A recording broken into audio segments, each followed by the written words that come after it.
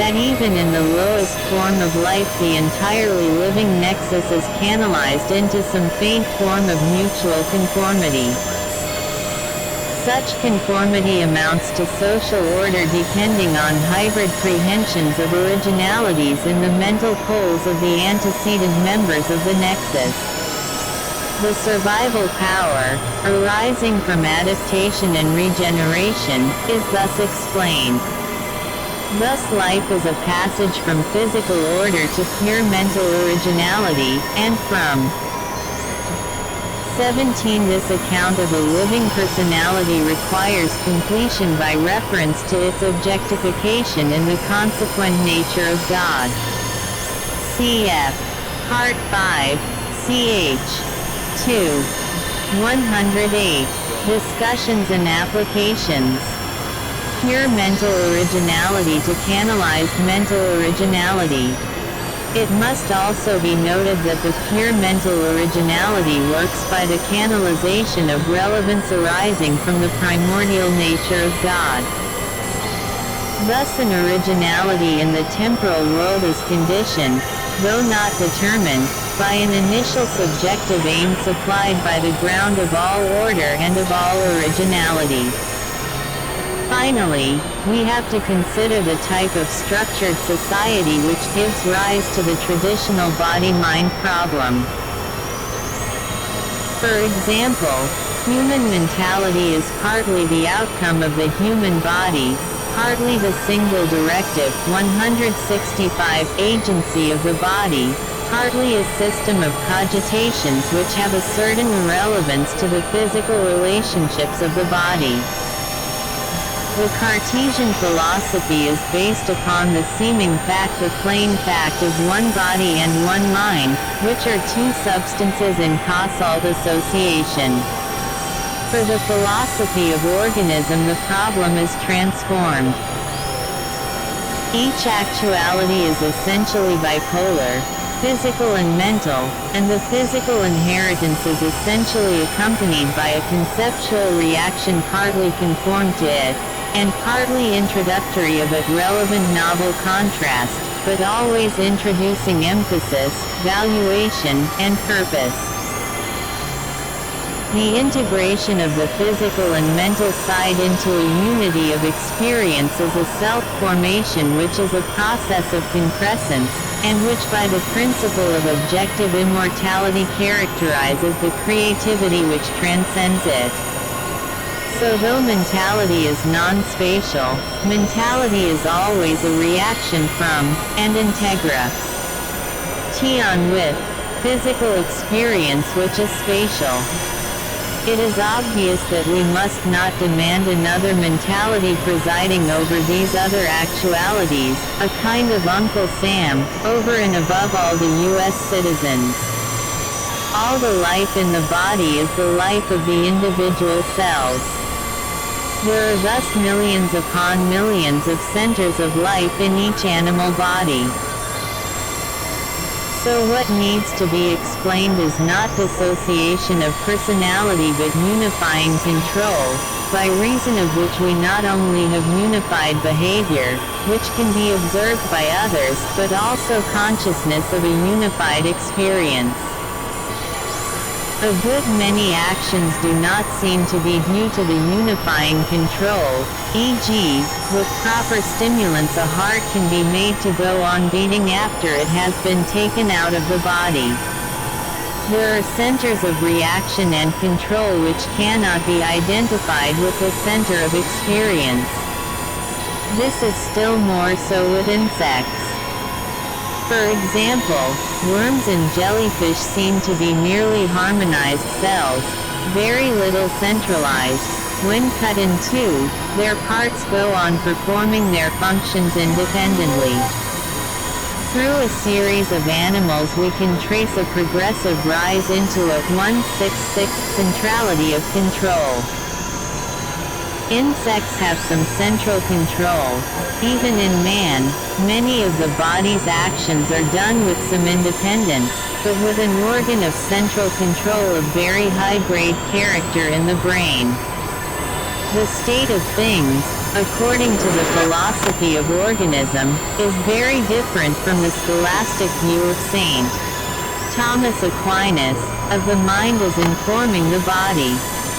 The living body is a coordination of high-grade actual occasions, but in a living body of a low type the occasions are much nearer to a democracy.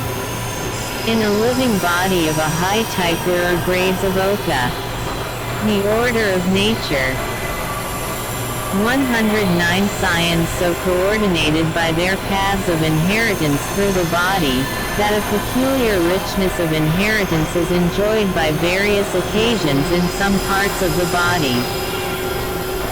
Finally, the brain is coordinated so that a peculiar richness of inheritance is enjoyed now by this and now by that part, and thus there is produced the presiding personality at that moment in the body. Owing to the delicate organization of the body, there is a returned influence, an inheritance of character derived from the presiding occasion and modifying the subsequent occasions through the rest of the body. We must remember the extreme generality of the notion of an enduring object, a genetic character inherited through a historic root of actual occasions. Some kinds of enduring objects form material bodies, others do not. But just as the difference between living and non-living occasions is not sharp, but more or less, so the distinction between an enduring object which is an atomic material body and one which is not is again more or less. Thus the question as to whether to call an enduring object a transition of matter or of character is very much a verbal question as to where you draw the line between the various properties, cf. the way in which the distinction between matter and radiant energy has now vanished. Thus in an animal body the presiding occasion, if there be one, is the final node, or intersection, of a complex 1/6/7 structure of many enduring objects. Such a structure pervades the human body. The harmonized relations of the parts of the body constitute this wealth of inheritance into a harmony of contrasts, issuing into intensity of experience. The inhibitions of opposites have been adjusted into the contrasts of opposites. The human mind is thus conscious of its bodilate inheritance. There is also an enduring object formed by the inheritance from presiding occasion to presiding occasion. This endurance of the mind is only one more example of the general principle on which the body is constructed. This root of presiding occasions probably wanders from part to part of the brain, dissociated from the physical material atoms. But central personal dominance is only partial, and in pathological cases is apt to vanish. Chapter IV Organisms and Environment. Section I. 168J. So far the discussion has chiefly concentrated upon the discrimination of the modes of functioning which in germ, or in mere capacity, are represented in the constitution of each actual entity. The presumption that there is only one genus of actual entities constitutes an ideal of cosmological theory to which the philosophy of organism endeavors to conform. The description of the generic character of an actual entity should include God, as well as the earliest actual occasion, though there is a specific difference between the nature of God and that of any occasion. Also the differences between actual occasions, arising from the characters of their data, and from the narrowness and widths of their feelings, and from the comparative importance of various stages, enable a classification to be made whereby these occasions are gathered into various types. From the metaphysical standpoint these types are not to be sharply discriminated. As a matter of empirical observation, the occasions do seem to fall into fairly distinct classes. The character of an actual entity is finally governed by its datum. Whatever be the freedom of feeling arising in the concrescence, there can be no transgression of the limitations of capacity inherent in the datum. The datum both limits and supplies. It follows from this doctrine that the character of an organism depends on that of its environment. But the character of an environment is the sum of the characters of the various societies of actual entities which jointly constitute that NV 169 environment, although it is pure assumption that every environment is completely overrun by societies of entities. Spread through the environment there may be many entities which cannot be assigned to any society of entities. The societies in an environment will constitute its orderly element, and the non-social actual entities will constitute its element of chaos. There is no reason, so far as our knowledge is concerned, to conceive the actual world as purely orderly, or as purely chaotic. Apart from the reiteration gained from its societies, an environment does not provide the massiveness of emphasis capable of dismissing its contrary elements into negative prehensions. Any ideal of depth of satisfaction, arising from the combination of narrowness and width, can only be achieved through adequate order. In proportion to the chaos there is triviality. There are different types of order, and it is not true that in organisms and environment. 111. Proportion to the orderliness there is depth. There are various types of order, and some of them provide more trivial satisfaction than do others. Thus, if there is to be progress beyond limited ideals, the course of history by way of escape must venture along the borders of chaos in its substitution of higher for lower types of order. The immanence of God gives reason for the belief that pure chaos is intrinsically impossible. At the other end of the scale, the immensity of the world negatives the belief that any state of order can be so established that beyond it there can be no progress. This belief in a final order, popular in religious and philosophic thought, seems to be due to the prevalent fallacy that all types of seriality necessarily involve terminal instances.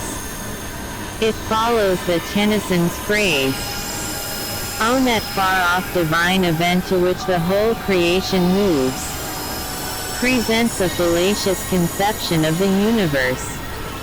An actual entity must be classified in respect to its 170 satisfaction, and this arises out of its datum by the operations constituting its process. Satisfactions can be classified by reference to triviality, vagueness, narrowness, width. Triviality and vagueness are characteristics in the satisfaction which have their origins respectively in opposed characteristics in the datum. Triviality arises from lack of coordination in the factors of the datum, so that no feeling arising from one factor is reinforced by any feeling arising from another factor. In other words, the specific constitution of the actual entity in question is not such as to elicit depth of feeling from contrasts thus presented. Incompatibility has predominated over contrast. Then the process can involve no coordinating intensification either from a reinforced narrowness, or from enhancement of relevance due to the higher contrasts derived from harmonized width. Triviality is due to the wrong sort of width, that is to say, it is due to width without any reinforced narrowness in its higher categories. Harmony is this combination of width and narrowness. Some narrow concentration on a limited set of effects is essential for depth, but the difference arises in the levels of the categories of contrast involved.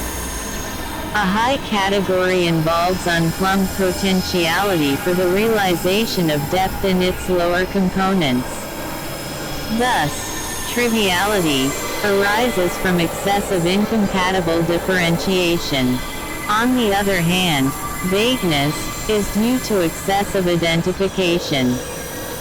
In the datum, the objectifications of various actual entities are replicas with faint coordinations of perspective contrast.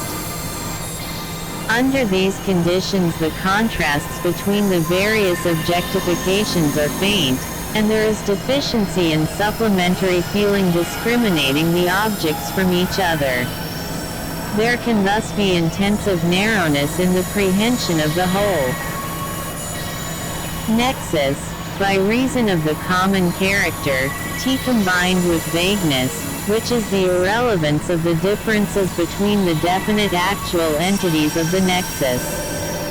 The objectified entities reinforce each other by their 112 discussions and applications. Likeness.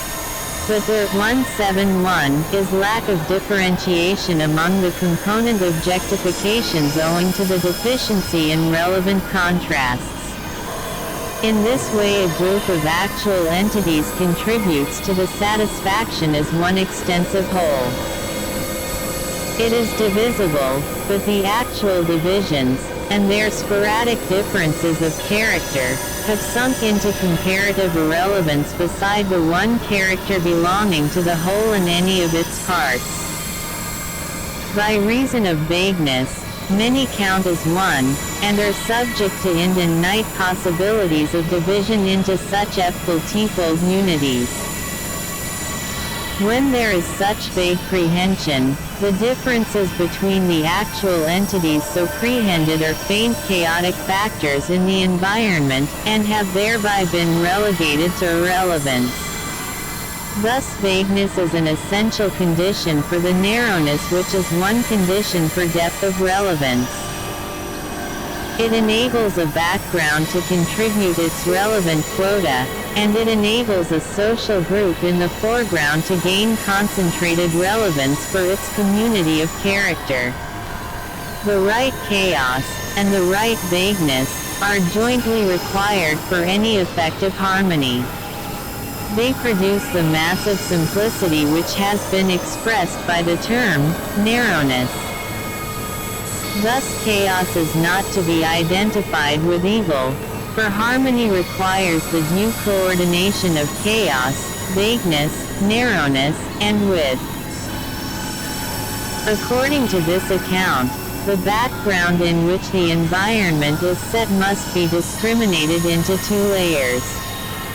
There is first the relevant background, providing a massive systematic uniformity. This background is the presupposed world to which all ordinary propositions refer. Secondly, there is the more remote chaotic background which has merely an irrelevant triviality, so far as concerns direct objectification in the actual entity in question. This background represents those entities in the actual world with such perspective remoteness that there is even a chaos of diverse cosmic epochs. In the background there is triviality, vagueness, and massive uniformity. In the foreground discrimination and 172 contrasts, but always negative prehensions of irrelevant diversities. Section 2. Intensity is the reward of narrowness. The domination of the environment by a few social groups is the factor producing both the vagueness of discrimination between actual entities and the intensification of relevance of common characteristics. These are the two requisites for narrowness. The lower organisms have low-grade types of narrowness. The higher organisms have intensified contrasts in the higher categories. In describing the capacities, realized or unrealized, of an actual occasion, we have, with Locke, tacitly taken human experience as an example upon which to found the generalized description required for metaphysics. But when we turn to the lower organisms, we have first to determine which among such capacities fade from realization into irrelevance, that is to say, by comparison with human experience, which is our standard. Organisms and environment. 113. In any metaphysical scheme founded upon the Kantian or Hegelian traditions, experience is the product of operations which lie among the higher of the human modes of functioning. For such schemes, ordered experience is the result of schematization of modes of thought, concerning causation, substance, quality, quantity. The process by which experiential unity is attained is thereby conceived in the guise of modes of thought. The exception is to be found in Kant's preliminary sections on transcendental aesthetic, by which he provides space and time. But Kant, following Hume, assumes the radical disconnection of impressions qua data, and therefore conceives his transcendental aesthetic to be the mere description of a subjective process, appropriating the data by orderliness of feeling. The philosophy of organism aspires to construct a critique of pure feeling, in the philosophical position in 173, which Kant put his critique of pure reason.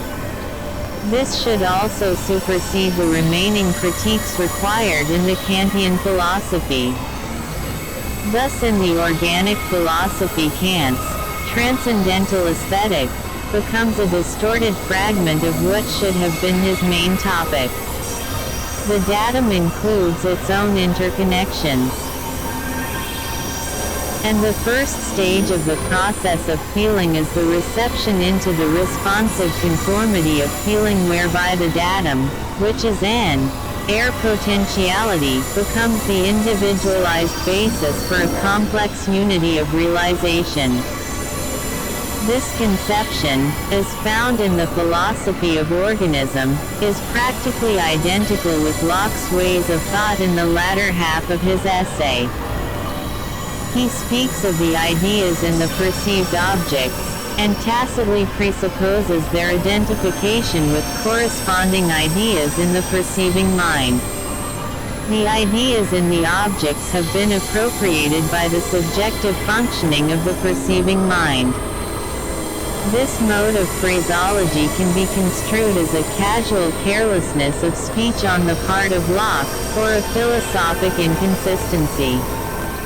But apart from this inconsistency, Locke's philosophy falls to pieces, as in fact was its fate in the hands of Hume.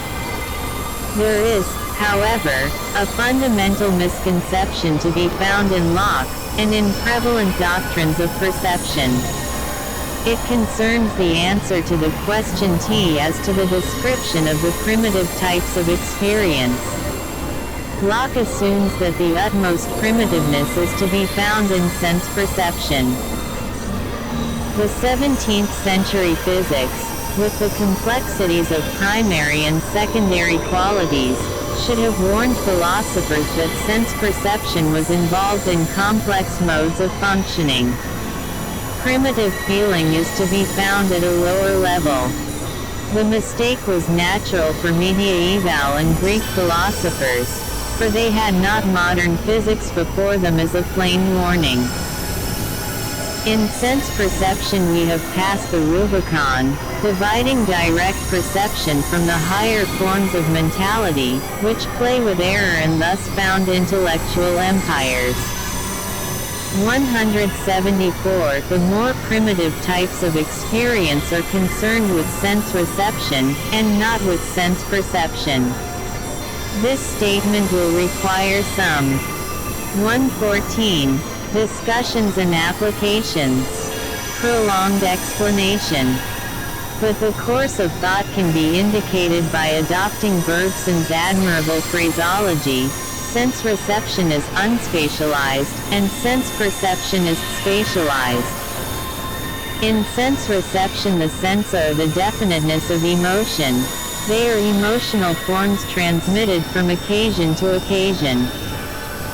Finally, in some occasion of adequate complexity, the category of transmutation endows them with the new function of characterizing nexus. Section 3. In the first place, those eternal objects which will be classified under the name sensa constitute the lowest category of eternal objects. Such eternal objects do not express a manner of relatedness between other eternal objects. They are not contrasts, or patterns. Sensa are necessary as components in any actual entity, relevant in the realization of the higher grades. But a sensum does not, for its own realization, require any eternal object of a lower grade, though it does involve the potentiality of pattern and does gain access of intensity from some realization of status in some realized pattern. Thus a sensum requires, as a rescue from its shallowness of zero width, some selective relevance of wider complex eternal objects which include it as a component, but it does not involve the relevance of any eternal objects which it presupposes. Thus, in one sense, a sensum is simple, for its realization does not involve the concurrent realization of certain definite eternal objects, which are its definite simple components. But, in another sense, each sensum is complex, for it cannot be dissociated from its potentiality for ingression into any actual entity, and from its potentiality of contrasts and of patterned relationships with other eternal objects. Thus each sensum shares the characteristic common to all eternal objects, that it introduces the notion of the logit 175 cal variable, in both forms, the unselective any, and the selective some. It is possible that this definition of sensa excludes some cases of contrast which are ordinarily termed sensa, and that it includes some tonal qualities which are ordinarily excluded. Its convenience consists in the fact that it is founded on a metaphysical principle, and not on an empirical investigation of the physiology of the human body.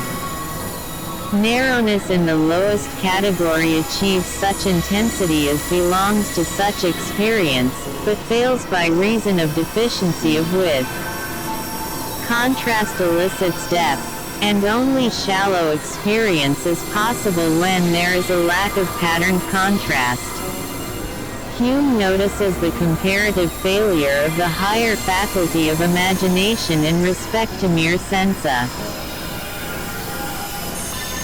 He exaggerates this comparative failure into a dogma of absolute inhibition to imagine a novel sensum, whereas the evidence which he himself adduces, of the imaginatility of a new shade of color to fill a gap in a graduated scale of shades, shows that a contrast between given shades can be imaginatively extended so as to generate the imagination of the missing shade. But Hume's X. Organisms and Environment. 115. Ample also shows that imagination finds its easiest freedom among the higher categories of eternal objects. A pattern is in a sense simple.